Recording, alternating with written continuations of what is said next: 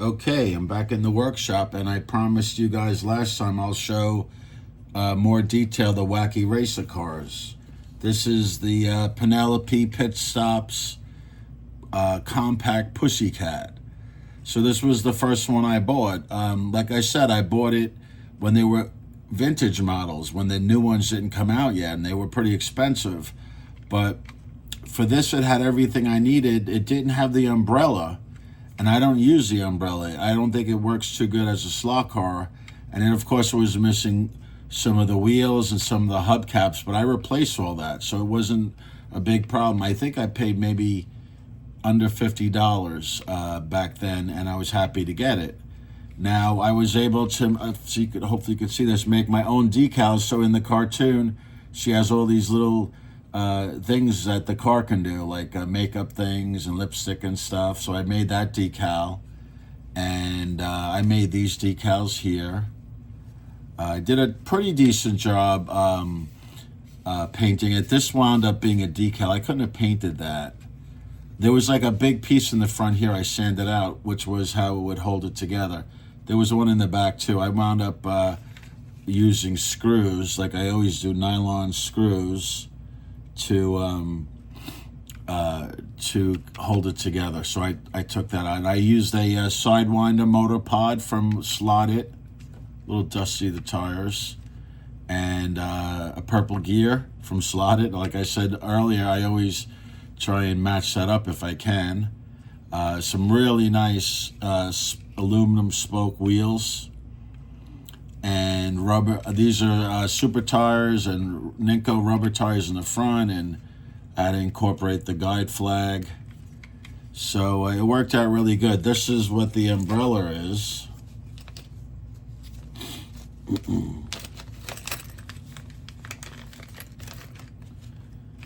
You know, this is the umbrella part, and there's a I guess I must have broke that, or it came broken. I think I broke it, and that would go here, but I think it doesn't really I think it's better without it, so I don't put it on.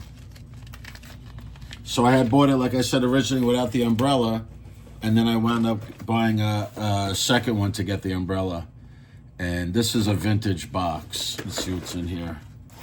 This guy was working on it too. He was trying to, I don't use all this. He was trying to, he said, oh, these are the holes that were used to, they had like a piece that would go and hold the front and back together. I took that out completely. So I bought this one just for the umbrella, and then, but later on, like I said last time, they reissued the kits, all four of them, and they're like $20-$25. So, you know, but at the time I didn't really have a choice, and I was happy to buy the two incomplete ones to make a nice car. It came out really good. I believe this is a decal too here, because that would be hard to get it to paint it really nice. Let's see if I can work this light a little better. All right, so that's the Compact Pussycat. This is the coolest car in my opinion of them all. This one was missing the nose cone. I refabricated that from a rocket, and I think, yeah, the way I do these things, it screws right off. I like, you know, nothing's really glued. It's, so there's a nylon screw and a nylon nut, and then that screws on. Now this was made from a vintage one too I bought. Did a pretty decent paint job, decals. So this came, you know, it was missing wheels, and it has these spiked hubcaps, and it was missing a lot of that. So I replaced it with these chrome hubcaps from a hot rod kit, and I like it better. I have the replacement model now, and I'm not even going to put the spiked ones in. I like these better. And it had all these 7 of these exhaust pieces in the back, and I had it on my track. These all run pretty well. I had this on my track, and it was stalled on the far side of my track, and I couldn't see it, and I went around and I hit it with another car, and one of these popped off, and I could never find it. It drove me crazy because, you know, at that point it was only able to get vintage kits. So what I wound up doing was buying materials, very simple materials for casting, for making a mold and casting, and I made my own little piece. That's the only piece I've ever really casted so far. It's just a very simple, I'll show you what I bought. I think I have it here. Yeah. Okay, and this. So I bought this. It's you drop this in water, hot water, and it gets soft, and then you can make a mold out of that. And then for the stuff, I use milliput. So it's not resin, it's not a fancy mold, but it was perfect for that. But I still had to do it like 10, 20 times to get it right, but it worked out, so it's complete. The figures are really cool, they come out. And then I did a pretty good job. His hat was a little hard to paint, you know, but I got a little mustache on him. I try not to do too much on the painting because then I ruin it and I try and do it again. Here's him. He got some little eyebrows. He looks pretty good, little eyeballs. That's Muttley. And then the other guy's Dick Dastardly. As far as, oh yeah, and then this part here is a decal. And I could probably apply a second decal and it would get a little darker, but it looks fine. And then underneath, this is different. I used the slotted Sidewinder pod again, but I put it behind the axle. Always the motor is in front of the axle. But here I couldn't fit it. I definitely wanted to keep the two great figures. You know, I didn't want to, you know, cut them down or anything. So I put this in reverse, and the motor is behind. It's the same motor as the other one. It's got super tires also, and it looks like Ninko front tires. It's a little dusty. I should have dusted it off. And the same kind of guide. So I built these at the same time, and they have the same components and stuff. You know, really came out good. They run really well. That's the second one. And then this is the third one. Let me show you Dick Dastardly real quick. Here's his. So this is the modern kit. Okay, this is the vintage kit. And so they really look almost identical. You know, and this is a modern one. So I could, I could replace these. I'll show you. See, here's a nose cone. Mine came out pretty good. And then here's all the pieces in there. I don't even know which one is the one I replicated with the molding, so I'm going to leave it. That's pretty good that I can't even tell. Oh, here they are. These are the little, what they had for the hubcap. I could put that in eventually, but I'm happy with what I have now. And then they come with both adhesive stickers and water slide decals. So I probably should replace the 00 decal. Mine, I can't print clear. I can't print. I have to print on white for something like this. So I had to replicate the purple, and you could see there's a little flaking, but it's still good enough. So at one point, I don't know, 5-10 years ago, they reissued these, and they came out with all of them, and I was happy with what I bought. And when I get to this one, I'll tell you the story of what I almost spent. Next up is Peter Perfect's Turbo Terrific. This is the new kit. I didn't even open this one. Pretty cool on the back. They have some nice drawings. So he was chromed out. She was not chromed out. They had chromed versions and regular flat plastic versions. I believe she was just the flat pink and yellow, and I believe he was just the flat purple and stuff. But this guy came to me. He was the most expensive. He was over $100. And one thing he was missing, a major piece, was one of the pipes. And the pipes are pretty, I don't know, let me see if I can find where they are. They're really not good. I think I put it in this. Yeah. So I keep all these parts and stuff. So here's what came with him, which I didn't use, right? That's why I was able to buy these kits when they were vintage, because I wasn't buying really good kits. I was buying really broken up kits. So this is what I got. So these are the cool wheels in the back. I did my best. The biggest, oh, they're actually bigger. The biggest tire I could find is from Mitos. It's a big off-road tire, and it looks really good. I tried also, I have more of them to take off the nubs, and I figured, you know what, it looks fine with the nubs. So these are the real wheels, but these are the exhausts. And it came with 3 of them. And they really are not too, they're not really that interesting. I only had 3 of the 4. There were only 4. So what I wound up doing was making my own out of wire. This is electrical wire I had bought from my track. These are little washers I painted, and I think they're glued a little bit, and I have a little piece of wire, but I think they came out fantastic, because that's what they're supposed to have, like really cool exhaust, you know. I think it has 3 too. Now, if you look at the way this one is, they don't really look that good. So this wound up, the fact that I didn't get the model complete worked out in my favor, I think. I had all the other pieces. There's a windshield that goes here, but it was a little dull and stuff, and I didn't put it on. I think it's fine. He probably comes out. And then underneath, okay, so inside is the motor on this one. And it's one of those slim can motors. So I was able to fit that in there. And then, you know, it's got I made these inserts too. They're made out of 2 pieces of styrene plastic.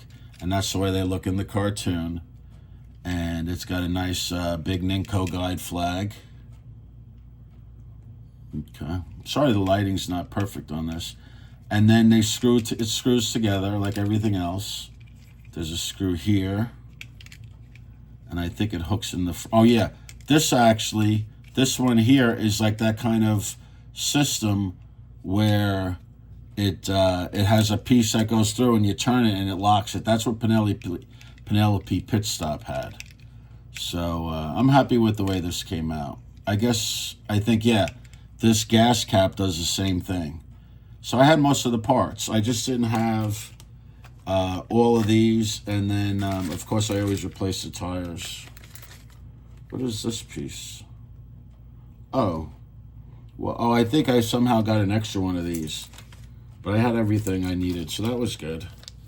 And I want to go back to this one for a second. This was hard because it's 2 pieces like this. I don't know if you could see this. There's 2 pieces. And to get that to match up, I mean, if you glue it, you could really maybe match it up better. But I screwed it. I screwed it together. So I had to really get this to work together.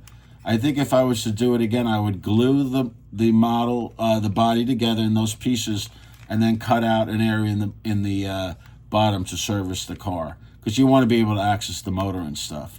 So this made it very, very difficult. The fact that, and it lines up really good. For if you see these, they don't really line up that well. So that was a challenge. They all were a challenge in their own way. All right, next up is, so here's the story on the last one. There were 4. And the last one is the Creepy Coupe.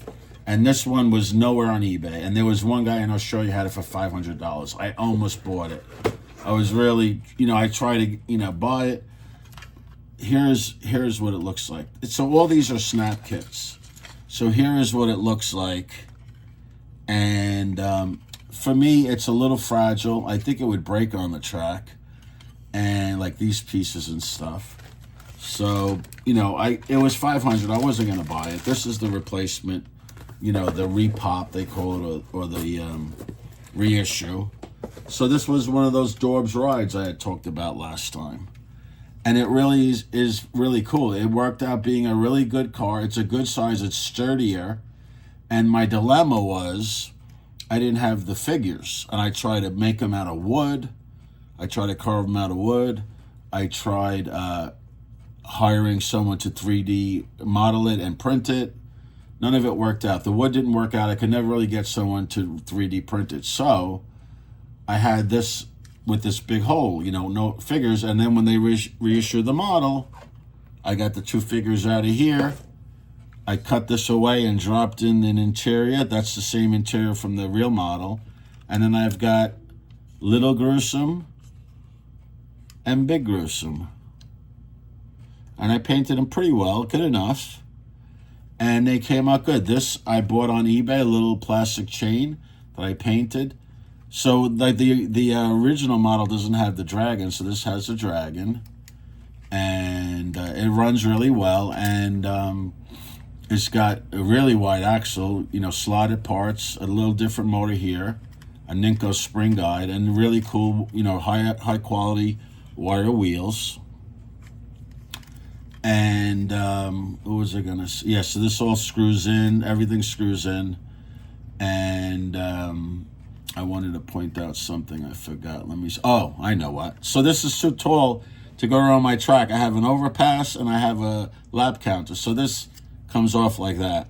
So you could go around the track and then you could display nice. So everything I do, I try and make it, you know, very functional and stuff. So that's the, this I made from the Dorbz Ridez. So this is what this looks like. This is what the Dorbz Ridez were. So I had the three models, and I wound up buying this to satisfy me for the creepy coupe. And like I said, it was perfect. But this is the figures. The Dorbz Ridez are from Funko. They come with these big-headed figures. So that's Big Gruesome. This guy is the one of the Slag Brothers. These are all from Dorbz Ridez. Rufus Roughcut and Sawtooth, his little beaver companion. So I was able to make 3 of the cars from Dorbz Ridez. This one was perfect. I didn't have to cut it down. I just had to do the work. But that's what a Dorbz Ridez is.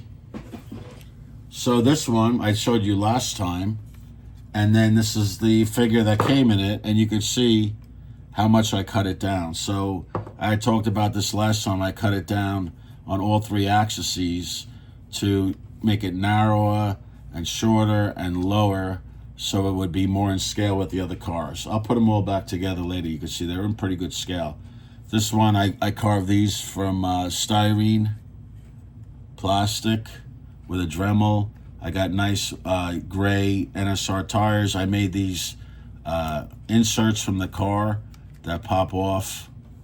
They have aluminum wheels. Another spring guide. This is a, I think it's a PCS adjustable chassis. So I didn't even use the front part. So it runs good. And then this is what I was really happy with came out. This is like carved out of wood. So 3 different kinds of wood. Balsa. This is some kind of pine. And I forgot what this one is, but they're all different. This one I used to make the body with the hair. I used like a nice carving tools. And the balsa club came out cool. It comes out of his hand. So I try and make it so it's like really like components. And then his arms move too. So I said last time I need to make a base. And there are supposed to be 2 brothers, but I'm happy with that for now. And I could always 3D print the 2 brothers, I think. And so I need to make the base, and I'm pretty happy with that one. So it's really cut down a lot. So that's another Dorbz Ridez. And then this is the last Dorbz Ridez, and this is the one that was in the last 2 videos where I had the guy 3D printed. And let's take him out for now. And I'm not going to talk too much about that because I custom made this bench here. And the way this is the same kind of chassis. I think it's the PCS. I get the parts mostly from Pendle's Slot in UK. Now, I don't know what the tariffs. We never pay a duty when our stuff comes in from overseas. Never did, which was fantastic. And then when I buy stuff from them, their prices are good, and I don't pay their VAT. So I do very well. And I buy from them because they have the best selection of parts. Like these Mythos, these are Mythos tires too. So I bought a lot of different Mythos tires and a lot of different kinds of wheels. So Pendle Slot in UK is where I get a lot of my parts. I'm hoping that we're not going to start paying duties on it, but I think we are with the tariffs. So this is one of those PCS chassis that comes from them, slotted gear. So the last few motors have been matching because I built these together. These motors came from them too. They're just generic motors, very good quality. And, you know, it all screws together. And then he comes, snaps in with a magnet. So I got a little more work. I got to paint these. I haven't painted them yet. Whoops. There they are. It's going to look good. And then last is the bulletproof bomb with the Anthill Mob Gang. So this came out really cool. So what this is, where did I put that box? Hold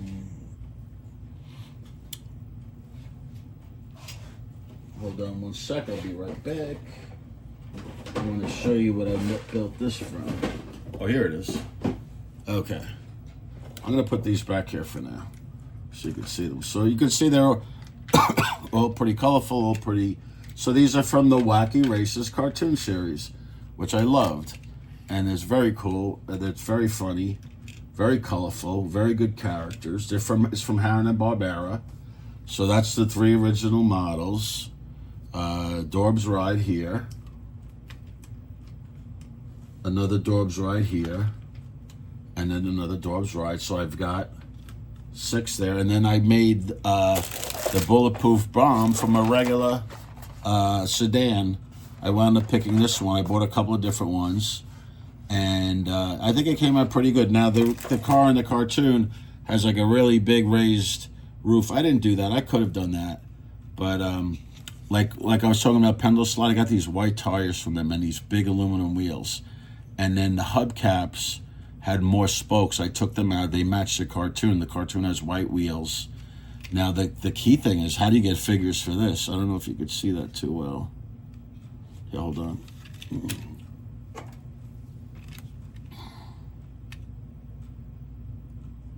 Oh, here we go.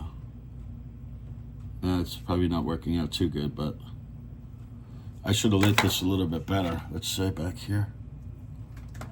I have a light right here. So anyway, what this is these keychains you could get in Japan. I get a lot of stuff from Japan because I collect Japanese magic. Like Japan doesn't have eBay and it doesn't have PayPal. So it's a series of 6. Each bag would have a different one, and I just bought them off of Yahoo Japan. So they're pretty cool. Like this Dick Dastardly is pretty cool. He could be a driver in a car. He can't be in this car. This car is a little bit bigger than 132 scale. This is like maybe 128. So he's, you know, but he could be in a regular size 132 scale car. Peter Perfect. It's actually all the ones I use. The Slag Brothers, they're way too small for me. And then Penelope, like in this pose, you wouldn't be able to use her. And then there's a Muttley. He's pretty good size for, you know, but here's the thing. It came with this. And I'm like, oh, I could put that in there. Now, when I did that, it's like, what? It's a little bit big. So I went and with a razor, a nice sharp X-Acto, and I cut away different pieces. And I thinned it out to get one character, you know, to be one less character size, and we wound up with them all in there like that, which is pretty cool looking. And they're probably about the right scale because they were little small people that were in there. Oh yeah, you could see this guy at least on the side, the driver. See that? It came out pretty cool. So I made like these pieces. I made custom made out of styrene.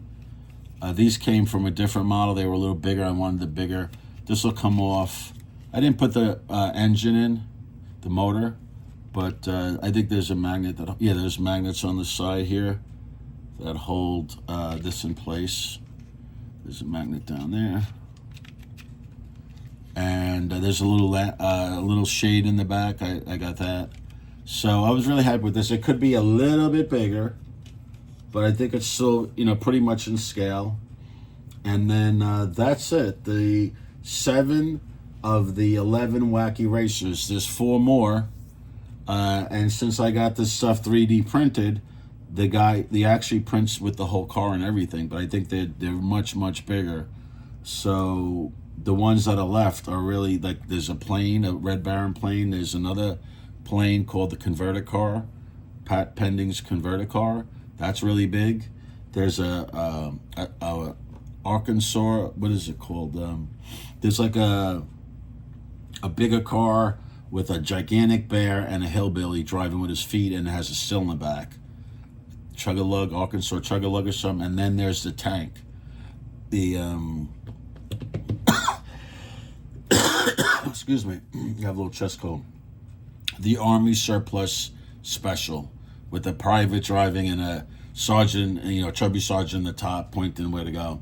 That one I think I'm going to try ordering in 3D at a reduced size of what the guy's selling, probably like 60%, and see if I can make that work, because that's a really cool one. After that, I'm not sure if I'm going to make the planes and then the one with the big bear. It's going to look really, I don't know if it's going to work good on the track, and they're going to be really big. So I'm glad I could share with you this project. I did most of this stuff during COVID. So it was a really productive time for me. I think I did about 25 different custom cars during COVID, and it worked out really good. So I hope you enjoy. Please ask me any questions, and I'll keep showing off some of my custom cars I made, and even cars that I collected that are pretty cool. Have a great day.